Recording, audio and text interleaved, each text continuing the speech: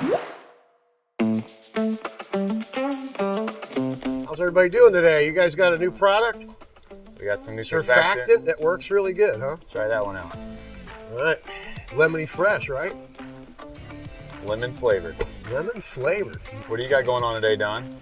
Well, I'm getting ready to head over to Dade City to do the historical courthouse. You want to go? Sure. Use a hand. Yeah, let's do it. All right, man. Sounds good. All right, y'all have a good one. Let's go to work, man. Sweet.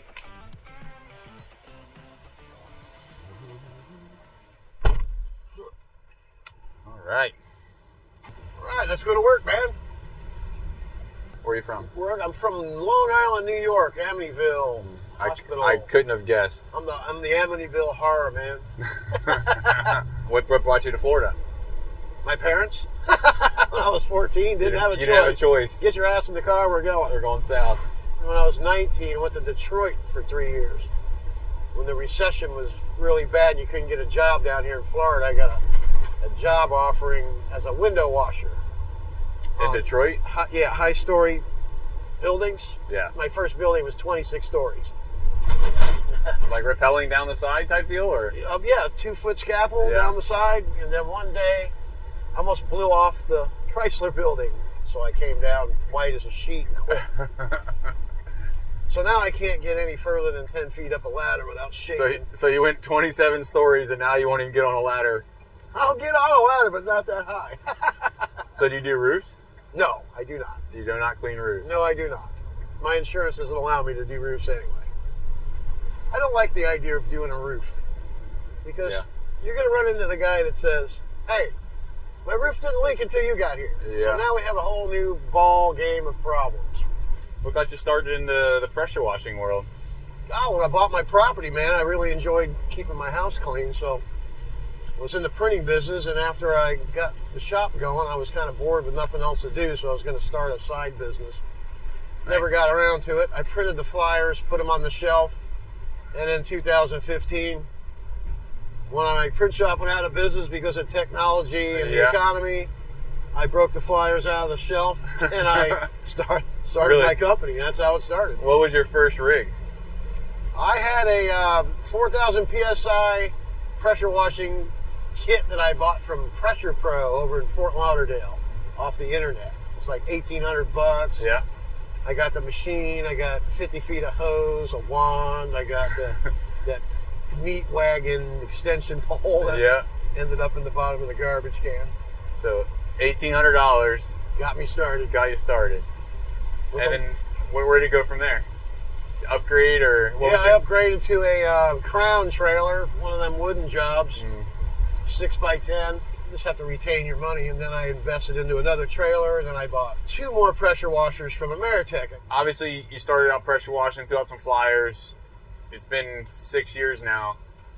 So, as you upgraded trailers, did you find that buying better stuff, what made the job easier? What was like some of the best investments you made in yourself or in your company to get to a better position?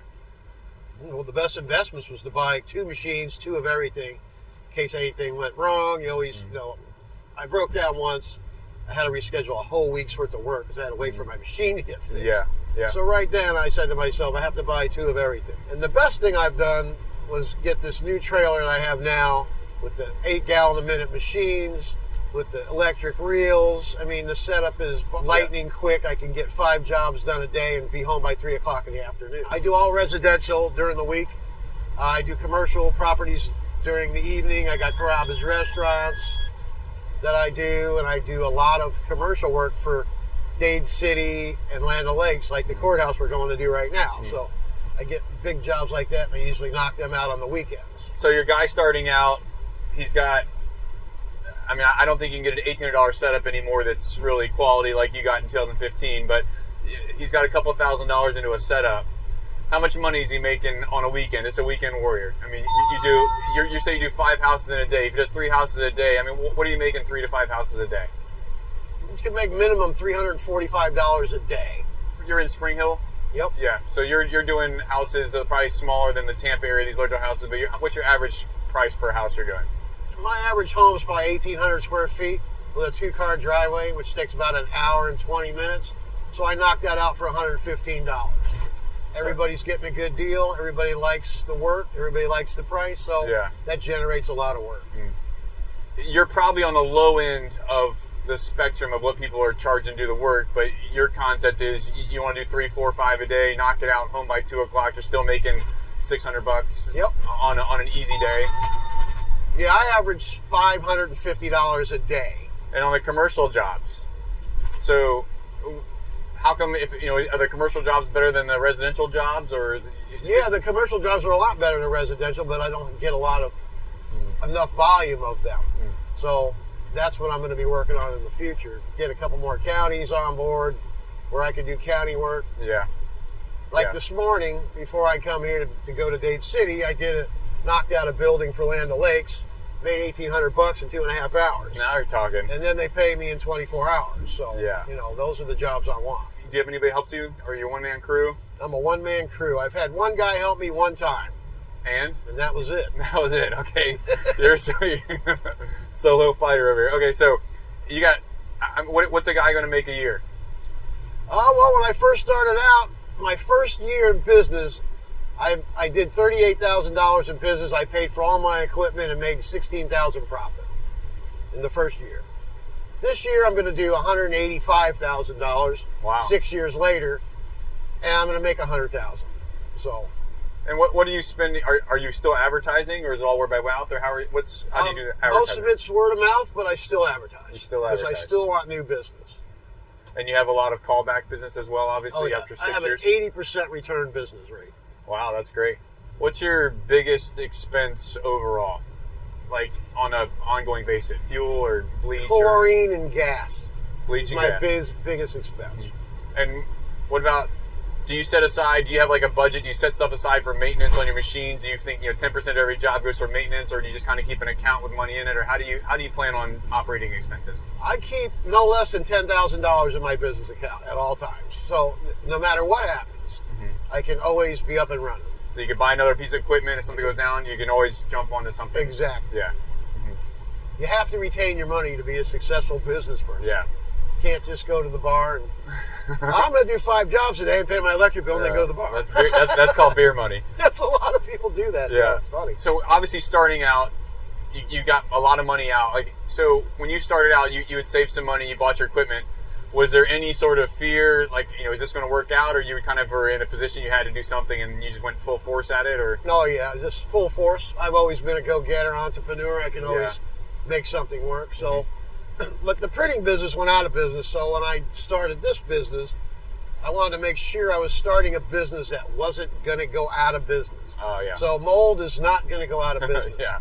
Okay. And we're in Florida and it's always dirty. So I thought it was a pretty safe bet. Yeah. And if you apply yourself and you work hard and you're honest, have a good price, you answer the phone, you show up on time, that's a 100% recipe for success. Yeah. What's your biggest screw up? My biggest screw up is when I went to a commercial building that had a lot of signage, and I didn't realize that chlorine can do thousands of dollars in damage. Wait. So you sprayed them all with bleach, and then what? They weren't signs anymore? Yeah, I had to replace all these signs. So the insurance company, and you also learn a lot about insurance because insurance companies, when you get liability insurance and you're a pressure washer and you're talking chlorine, they don't take care of anything that chlorine does damage-wise. Wow. What they will cover is, and it's really weird, the guy explained to me, he goes, well, if you're pressure washing, Don, and you bust the window with the pressure washing wand, well, we're not going to pay for the window, okay? But we're going to pay for everything inside that got wet. So does that make sense to you? It doesn't make any sense to me. But the investigator called me and asked me a bunch of questions, and I was very short answering. Yeah. Well, what were you hired to do? I was hired to clean the building, okay? I have a work order, it says it on here, clean building for painting. So that's what I did. Yeah. I cleaned it. And the signs got damaged, so I don't, blah, blah, blah. Yeah. And the insurance company denied me, and they called me back 24 hours later, and they said, we're going to go ahead and pay you and take care of the sign damage because the investigator didn't do his job right. Wow. So that was a lucky thing, and they also said, don't call us again if it has anything to do with chlorine. Bleach. But that's my biggest and only mistake, actually, in 6 years. What's the best part about what you do? What do you enjoy the most about pressure washing? Making people happy. They have very crappy looking home and it's been neglected, and then you show up and make it look like brand new. It puts a smile on people's face. Yeah. So what are we going to at this Dade City courthouse? What's the task of work here, the scope of work on this one? Well, the thing's moldy. It's got spider and moth eggs all over it. It's just had a new roof put on it, and they want to get ready to touch it up with some painting and here and there. Just needs a good sprucing up. It is Dade City's showpiece, more or less. The historical courthouse means a lot to them. So how are we getting on the roof of this monstrosity? Well, you got to go up through the courthouse. It's going to be kind of interesting. I was told you got to go in and you got to go up these stairs, and then a flight of stairs drops out of the ceiling, and then there's another spiral staircase that goes up into the clock room, and you got to climb through a window to get out. This is James Bond. It's crazy. Yeah. Okay. But it's going to be great. And how long does it take for like a county job? How long does county jobs take to get paid? Do you have to wait 30 days, or are they? Not at all. I get paid as soon as I walk off the job site within 24 hours. Nice. Well, that's good. I send them an invoice through PayPal, and that's how I got the job to begin with. They couldn't find a pressure washer that was willing to do business with them with a credit card. So I said, well, there's an easy solution. I can open up a PayPal account. Yeah. I'll send you an invoice through there, and you can just pay me with your credit card through there. So that's what I do, and it's the only customer that I'll do that with. What's your time frame here? So you've been pressure washing. You started in 2015, 2021. How old are you? I'm 62. 62. So what's the long-term plan here? I got 4 more years left, and I'm completely retired, 1,000% out of debt. Nice. Paying cash for a brand new house in the mountains, and you're out. I have a house here, and you're out. I'm great. I'm going to sell my business for a couple $100,000. So established. Pressure washing's been good to you. That's good. Pressure washing's really good, man.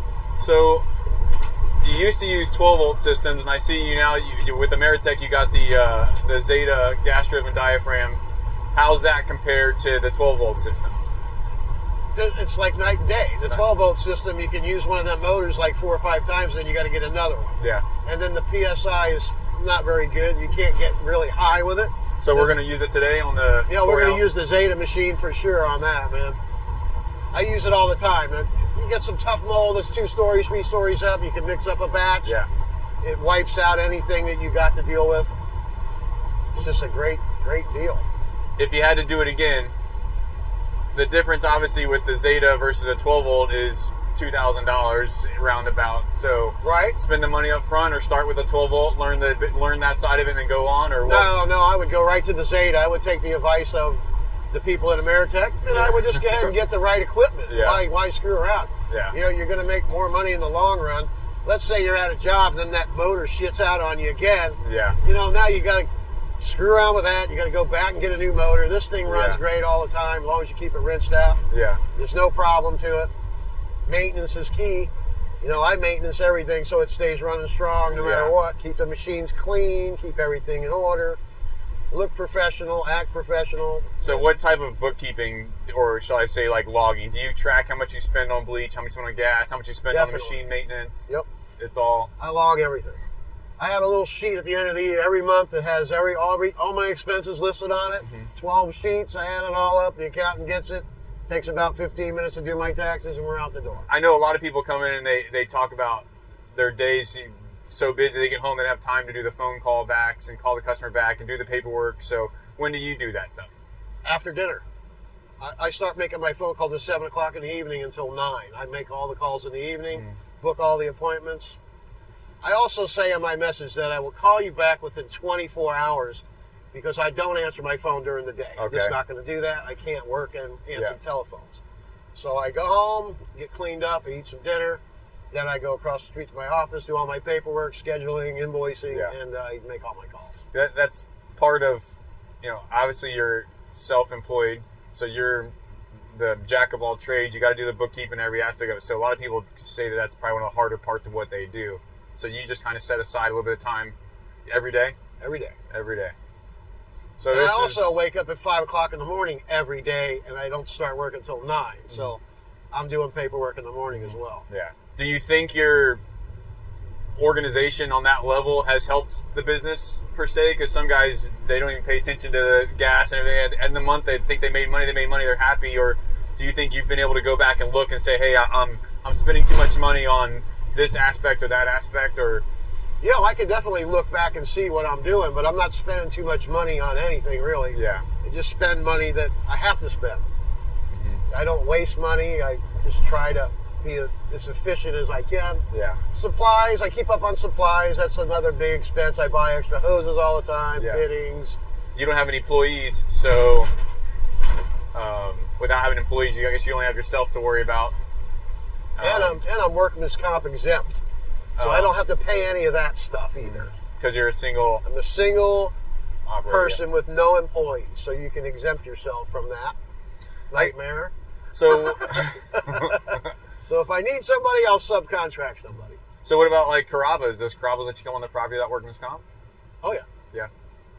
I showed them my exemption. I have an exemption sheet from the state of Florida. Okay. So why do you choose to drive the cargo van versus a truck or other vehicle? Why do you like the cargo van? I like the cargo van because I can keep my expensive surface cleaners inside. Before, when I didn't have the cargo van, I had a surface cleaner ripped off my truck while I was in the backyard cleaning a pool cage. A little free. So I kind of like locking my van up when I'm Yeah. not out front. Have everything. Yeah, that extra hose is in case the water flows too slow. I can hook up two And run it in. water faucets to get enough flow. So as far as building the trailer, the hose reels, you now have electric hose reels. Would you go back to manual or not? No way, man.